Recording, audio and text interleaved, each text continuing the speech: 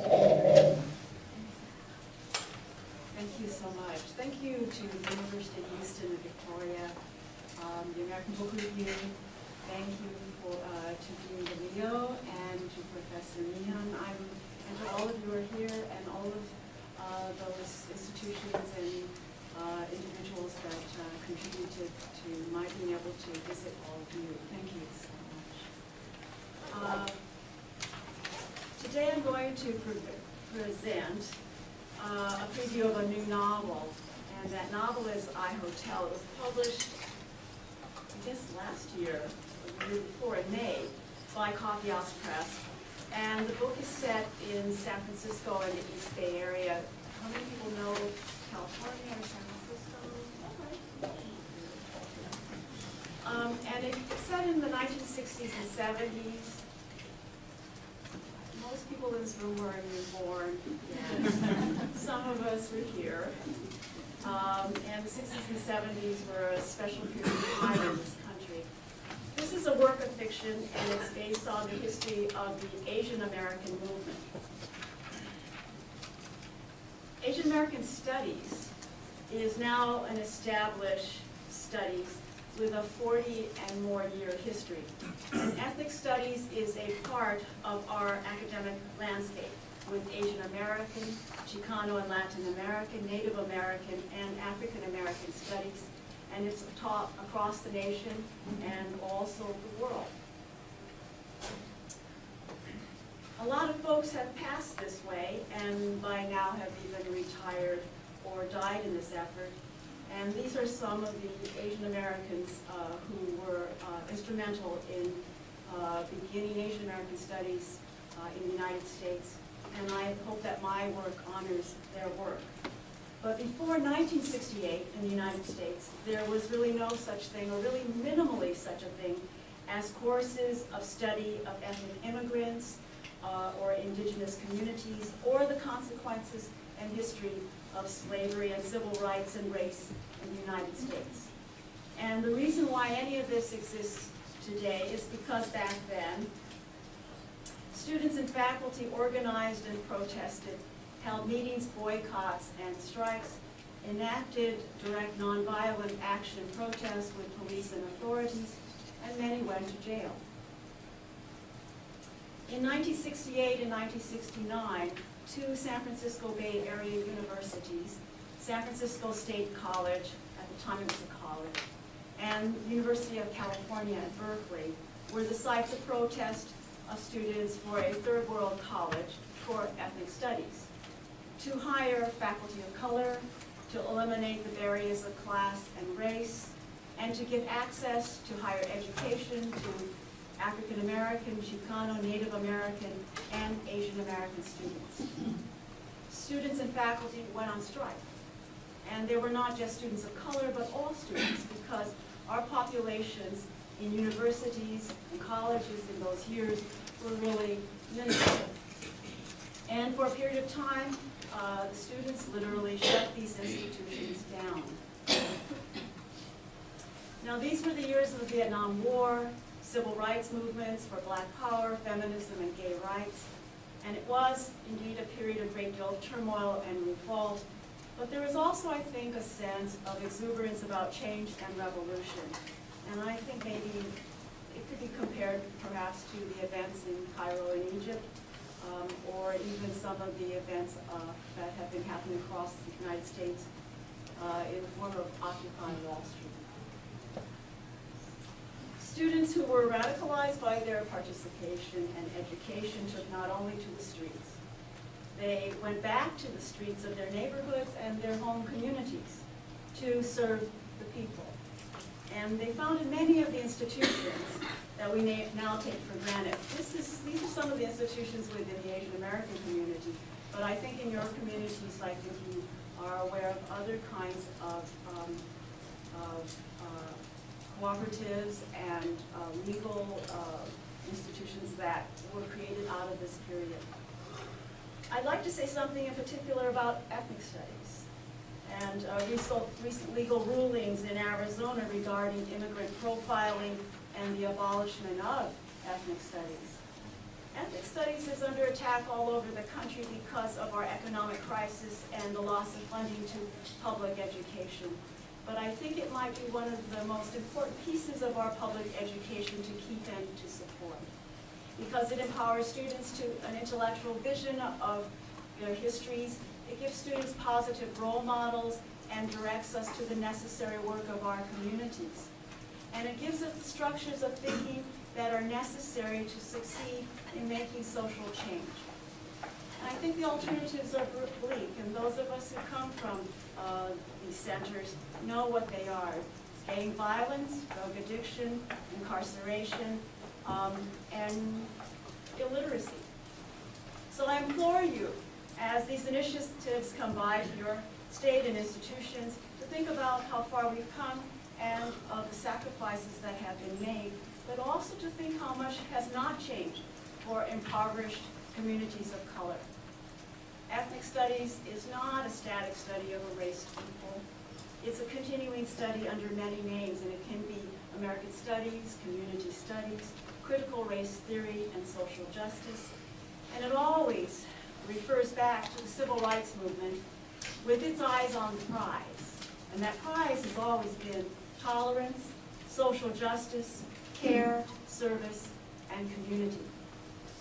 So 40 years ago, Asian American students, and in particular for this part of the story, Filipino American students came to the I Hotel in Manilatown, San Francisco. Now this is a picture of the original old hotel in San Francisco. It was called the I Hotel for short, but it was an international hotel in San Francisco, and it was on a street called Kearny, the corner of Kearny and Jackson Street, between Chinatown and North Beach. And previously, Kearny Street was known as Manilatown to the people of the city, and it was home to an old Filipino-American community. In the 1960s, the tenants of the I Hotel were mostly old men. Can you see over there? They were Filipino and Chinese retired bachelors, and they come to the United States in the 1920s and 30s. They worked as migrant workers up and down the West Coast. They harvested fruits and vegetables. They worked on the docks and canneries. Some were merchant mariners, veterans of war. They were cooks and also laundrymen. But laws of restrictive immigration and miscegenation and wars had prevented these men from having married lives and families. And the I Hotel was where they came to live out their old lives. For 10 years, from 1968 to 1977, the tenants of the I Hotel, community members and student activists, all struggled to prevent the eviction of the hotel tenants. And the idea in the day was to raise the hotel building to build a parking lot. And this was part of a mastered redevelopment plan to turn this area into a kind of West Coast Wall Street. In 10 years, there were hashed a series of schemes and plans to save the hotel. And the idea among them was this idea that the city of San Francisco could claim eminent domain. In other words, the city would buy the hotel as public property and then sell it back to the tenants to operate themselves as a kind of co-op. And in the day, this was called the buyback plan. But finally, on the night of August 3rd, 1977, that struggle came to an end. Now I'm going to pause to say something about the structure of this book. It's written as a novel in 10 novellas. And each of the novellas I'm calling a hotel. So each of the 10 sections of the book is a hotel. It's this big book, which is really 10 books. And I don't, my friends have called this a doorstop. And I was really, and I have to carry around these. I'm sorry if you have to, the rest of you have to as well. The narrator of this particular hotel which is called the Immigrant or the I Migrant Hotel, is Felix Alos. and he's a bachelor Manon living in the hotel. And in his lifetime, he's taken on many roles as a laborer and a union activist. But he's been principally a cook and a chef. And so he likes to talk a lot about food. And as a cook, it's also Felix's idea that cooking helps you to work out your problems. So I'm going to read from a section here.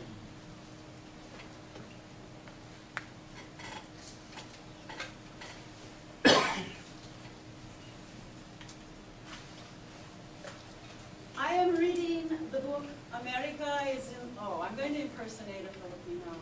Are there any Filipinos here? I am reading the book America is in the Heart by Carlos Bulasan. My friend Wen gives it to me to read. You haven't read this book? He can't believe it. If anybody knows books, got to be Wen, the full poet type, teaching at SF State. Says Bulasan double features with Grapes of Wrath. For triple feature, try Native Son. Well, I say, Carlos is my friend, but maybe you never get around to reading your friend's book. What are friends for? Give you the digested version to make life easy. But you read Carlos's life and you think your life is bad. Comes nothing close. Every page Carlos is suffering, starving, broken by work, beat up, founded, stabbed, near dying, escaping, getting TB, cheated, losing his country, his friends, his family, his innocence, nearly naked, losing his dream. Okay, nothing we Pinoys don't know, but maybe our hell all rolled into one heart.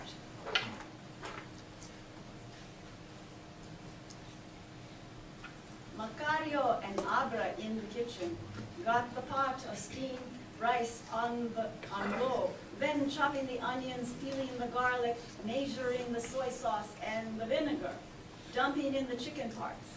Final touches, bay leaf and paprika. I sniff the air above the pot and nod, okay.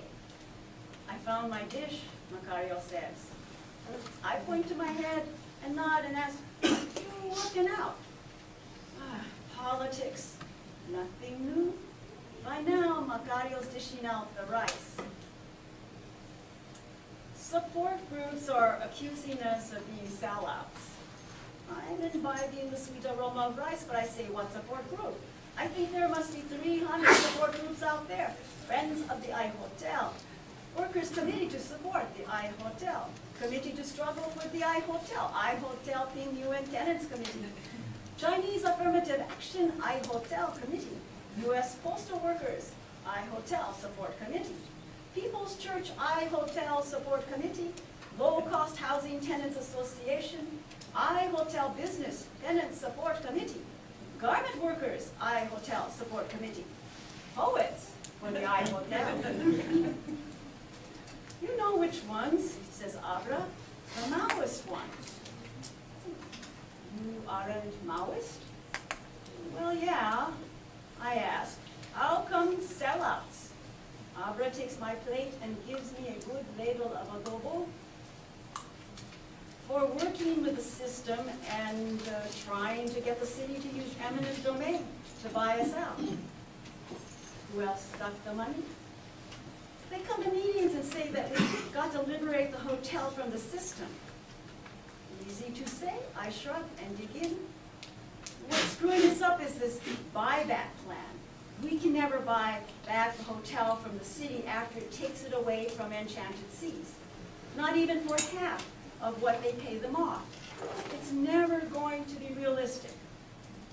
I close my eyes, savor the flavors. Hey, I say, this is not bad. Thanks, Felix.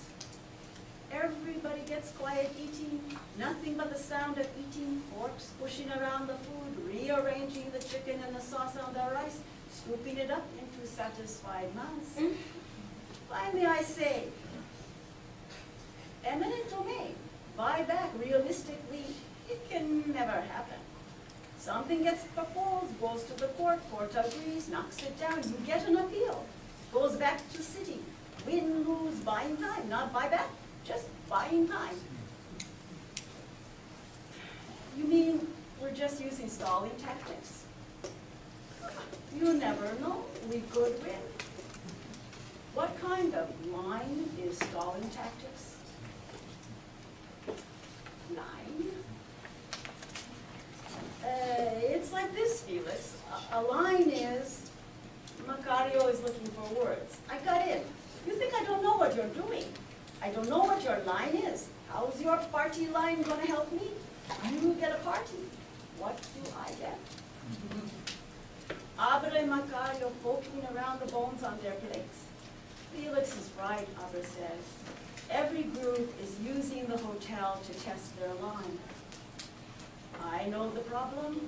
How many tenants we got left? Used to be 50, now maybe 30.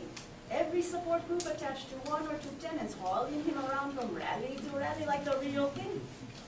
I don't say nothing because what's an old guy got beside this kind of family, this kind of attention? What does he know about party lines? But he is not stupid. Didn't survive all these years without learning something. Besides, Macario says, what about our own party? Abra, it's just you and me at the hotel. Central Committee has pretty much said, you're on your own. Abra mutters, abandoned. Kids look tired.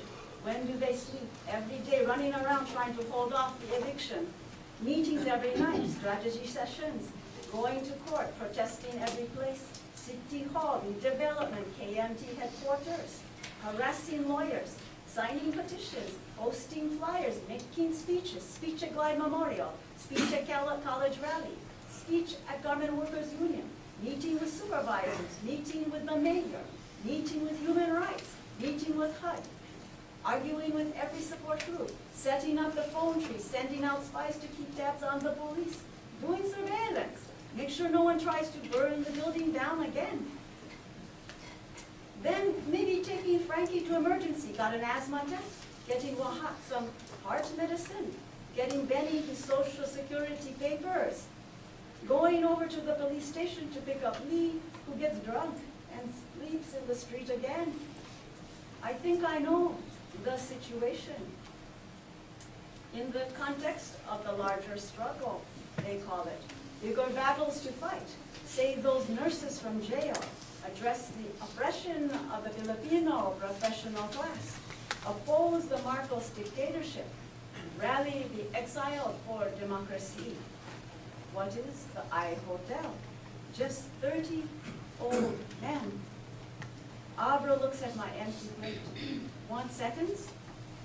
I hand her my plate. This reminds me of adobo I eat in the war. Is that good or bad? The best.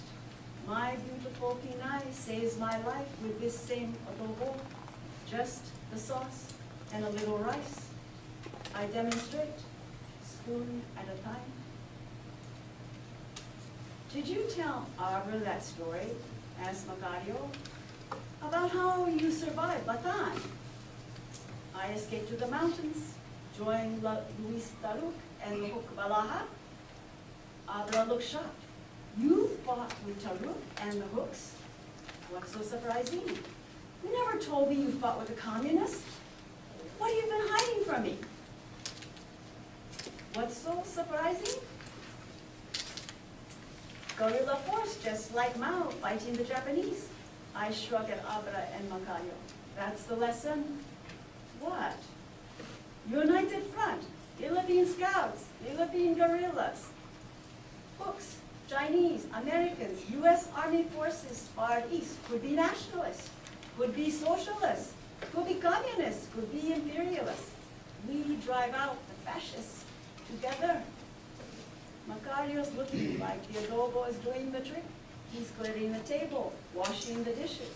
Later, I'm hearing him at a meeting. He's calling for a united front. The support groups ratify a united front agreement. Agreed. I-Hotel struggle represents the needs of a working class minority over private property. Agreed. Public officials must be held liable for human needs over capitalist needs. Agreed. Actions against eviction must be nonviolent to protect elderly tenants. Abra splitting a bottle of beer with me. Why didn't you tell me you fought with the hooks? Not much to tell. I get rescued by them, run away into the mountains. Hey, I look at Abra. You got me to remember, guerrero woman, just like you. What about the beautiful Pinay? I'm too late. That's all I can say. What is there to say? I'm holding her in my arms. Her blood doesn't stop. Her heart stops.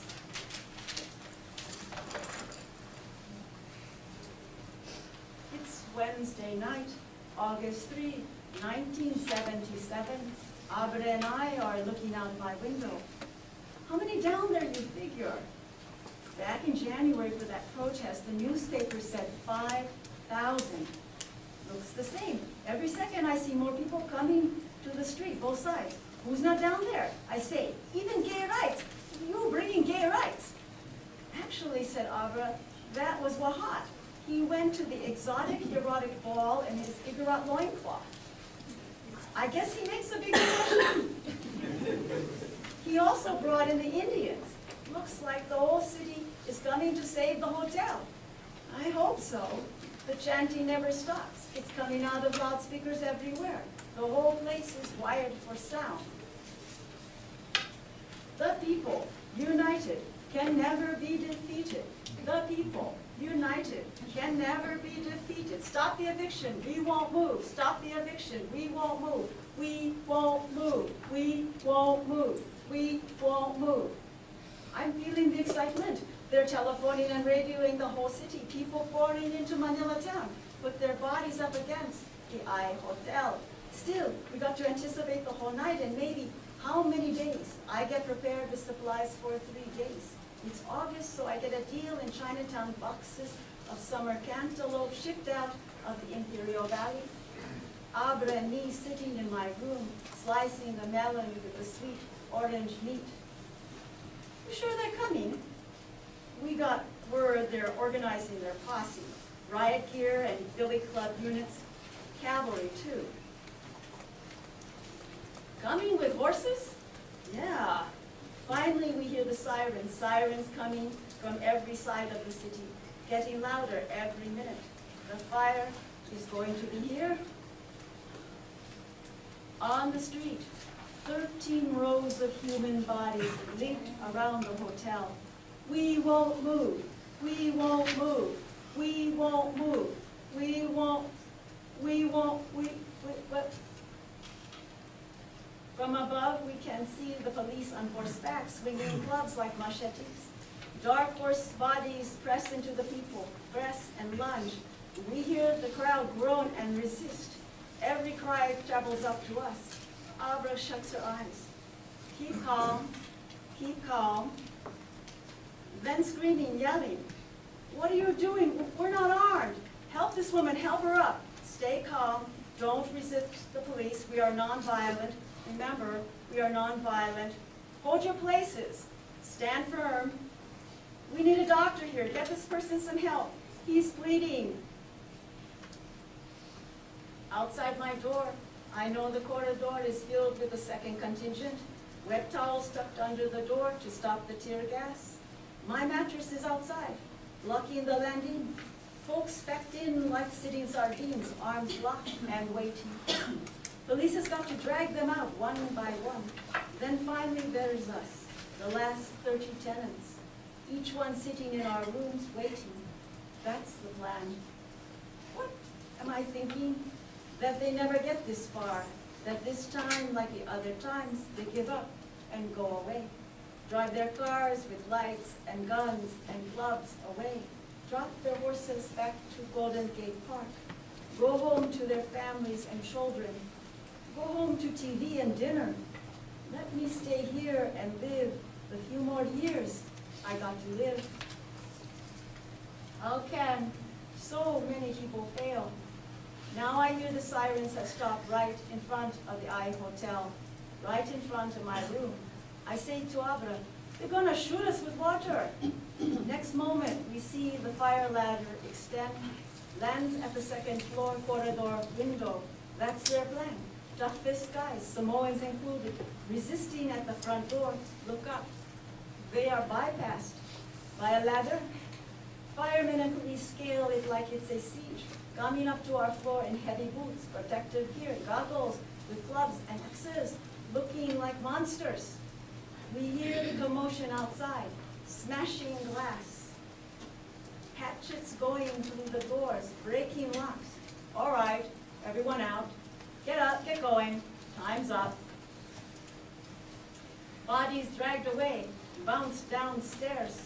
Abra sitting on my bed, and for the first time, I see her crying. I'm sorry, Felix. I failed you.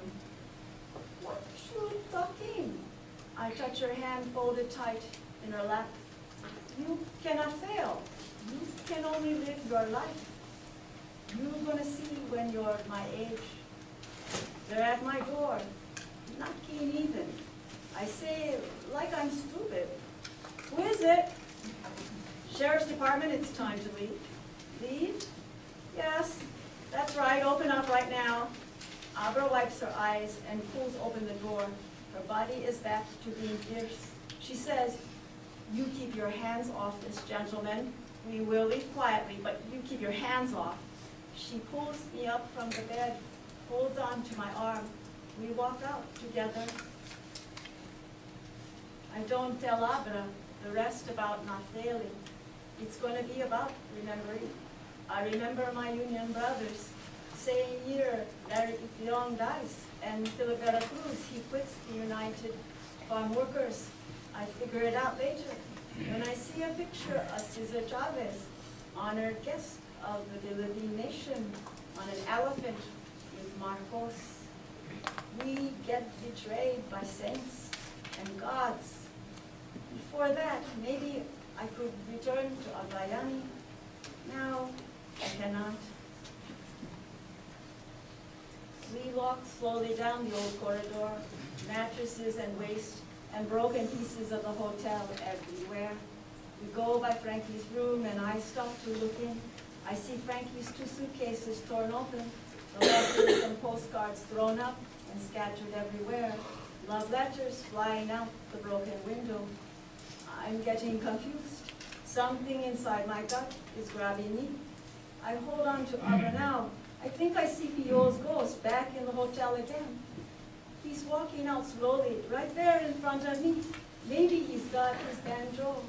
I think we sent Pio away for good, but now I see even ghosts getting evicted. By the time we leave the hotel, maybe it's dawn. Foggy light competing with the neon. My God is killing me. Abra whispers, Felix, Felix. I don't tell Abra that maybe in the end, you can't remember nothing, and nobody else remembers nothing. But goddamn, we never give up. All we ever do is survive. I see through my bloody snot the last of my brothers walking away down dirty streets, trash spinning with love letters, looking up at old hotel, and looking away for the last time. Frankie still in his pinstripe Macintosh, walking away with Pio, maybe hang out over at Portsmouth, then moving on, circumnavigating. And that's the end, like Pio's ashes. Ghosts, only I never think it can hurt like this.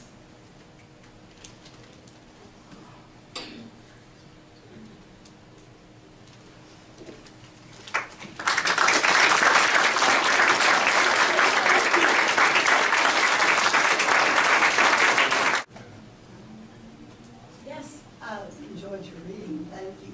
I don't know much about what you're talking about. So what happened? The hotel is, what's there now? What's there now? What happened after that evening was that the hotel all the tenants were evicted from the hotel, and the men became homeless. They did. There was no real contingency plan, and they were housed for a while in the church, and then they were spread to different single residency hotels in the city. If you know the Tenderloin, that's probably where they went. And Tenderloin still in San Francisco is a very hard and difficult place to live. And for 30 years, then the hotel, I don't know how many months or weeks later, was destroyed. It was completely destroyed, the bricks were, and it became a hole in the ground. But the thing about it is the land that the owners and the city were under so much contention about that space. It was a hole in the ground for 30 years. And I think this was, you know, it was a shame. Even when I was researching the work for this, for the book, it was just a chain link fence around a hole. It was shameful. It wasn't even a parking lot. So the city made no use of this huge chunk of land, and you can see it was really big. And then about 5 years ago, there were some entities that came together.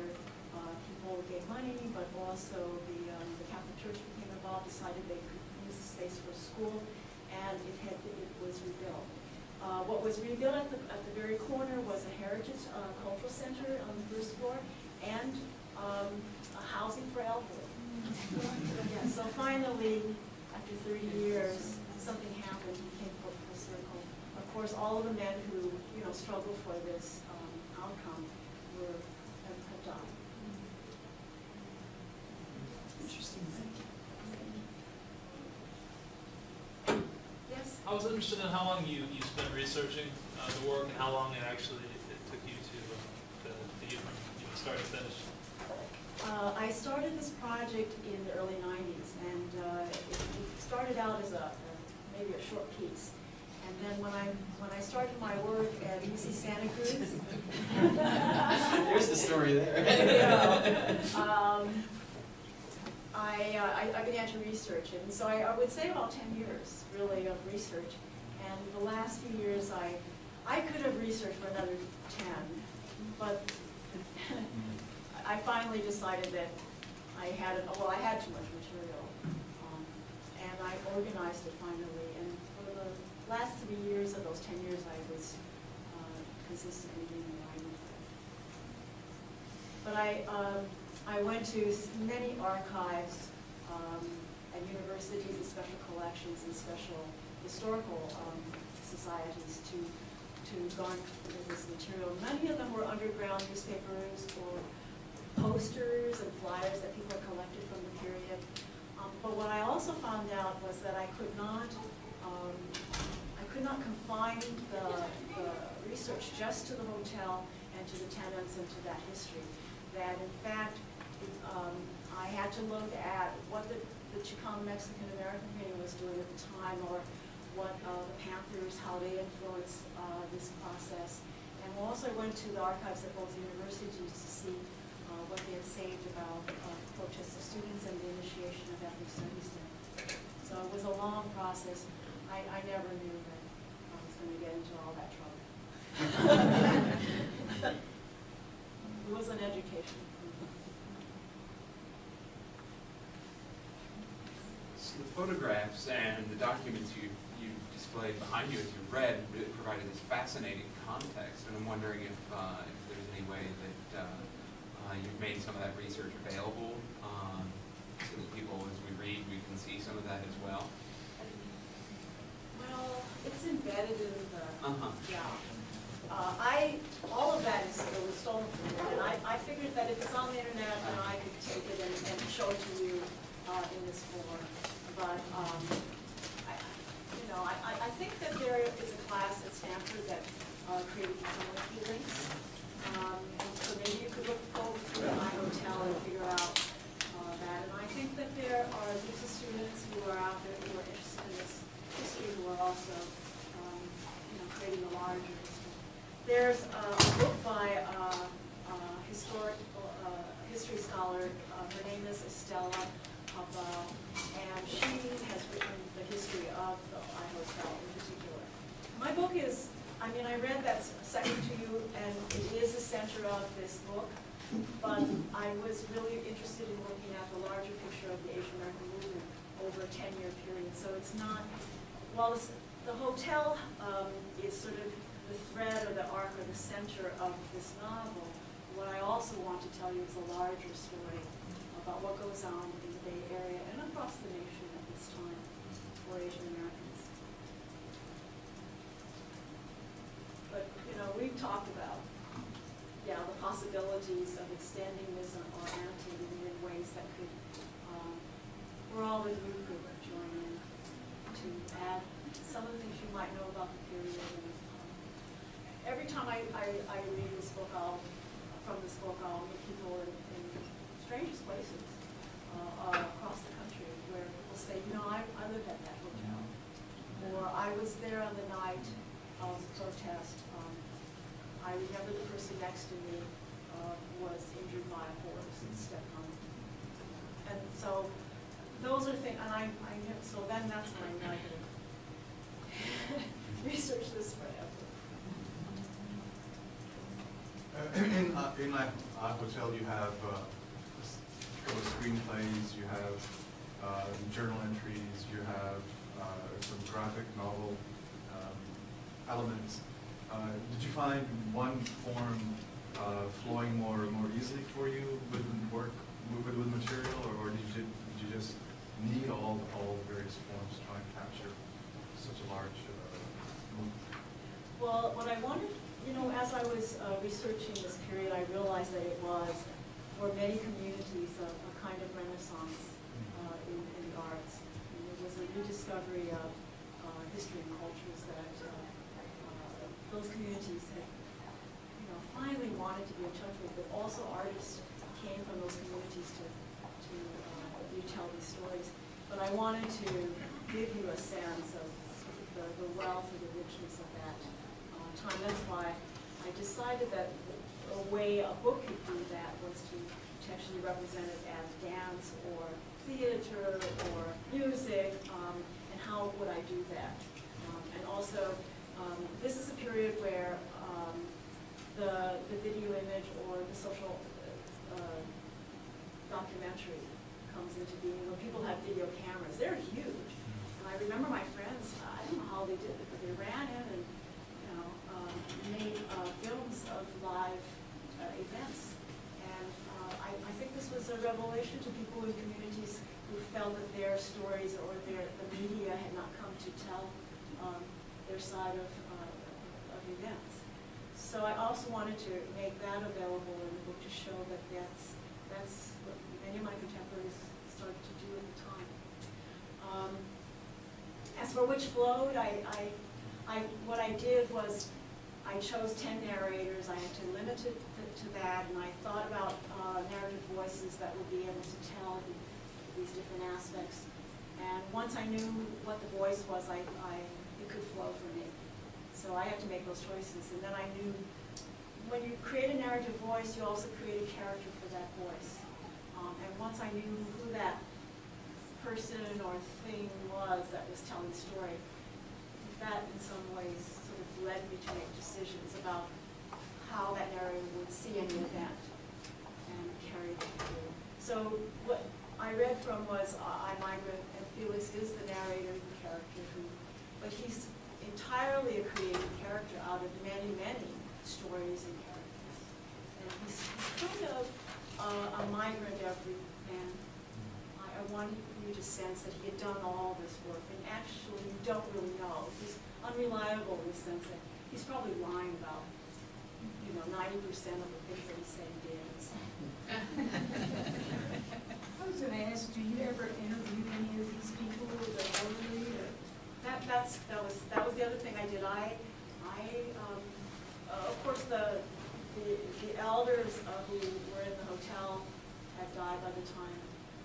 There were videos and oral histories that I was able to look at and read and also view. But those younger people who were part of it. I interviewed over 130 folks. I wouldn't say that I interviewed them. I really more had conversations with them. In other words, I never taped them. We sat down and had lunch or dinner, or sometimes for hours. Sometimes we spent all day together, just walking around roadsides and talking. And I was trying to recapture. And also, it took a while to get people to be comfortable with me, to get them to trust that I would, give integrity to their stories, but also for them to warm up and to remember. It was hard work for me because I had to remember everything they said, and emotionally it was really draining. I would sometimes for a few days I would just sleep. Some of the things that people told me were really hard to do. Who were the protesters over that 10-year period, and what was their primary motivation? Oh, well, there were many people involved, and that was hard for me to try to figure out who I wanted to figure it out. If you think about San Francisco from 1968 to 77, and all the kinds of groups that were there, must have started with people who were with the SDS, for example, Students for a Democratic Society, and then all the splinterings of different Marxist and communist groups that had hoped that things would change. There were many people with socialist leanings. There were folks who were with the unions, so old union members. There were people who were communists from before and who had gone underground. And then there were many people who were, just on the left. Or they were activists in the community, and they were concerned with health care. And so they went into health, and they felt that TB was rampant, for instance, in Chinatown at the time, and it was a real problem. So there were many people who were nurses and practitioners who went into the communities, and they felt that that was going to be their life work. They started clinics there. So there's a whole range, and of course there are folks who were doing theater and arts and poetry. There were young people who decided that they would be photographers and journalists. So that was all part of it. And then San Francisco attracted so many people from early 60s on, and then people stayed on. It's always been, that city. And but many people who come to live in San Francisco found out that it was becoming less and less possible for them to live there because of the rezoning of the city or the redevelopment that was changing. The communities and houses have really wiped out places like Chinatown and Japantown. And so a lot of these folks came back to say that was the end. And I think one of the things about the I Hotel that's interesting is that many people were displaced by redevelopment in the city.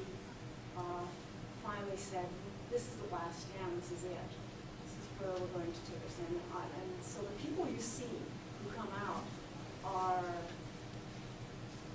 people from all over. I don't know if you remember the People's Temple. The People's Temple was started by a very charismatic minister named Jim Jones. And that ended very sadly, as you know. In Jonestown. But the Fight for the Eye Hotel, the People's Temple were involved, and they brought thousands of people from the People's Temple to stay. When you think about 13 rows of bodies behind that, surrounding that hotel, it's an amazing number of people.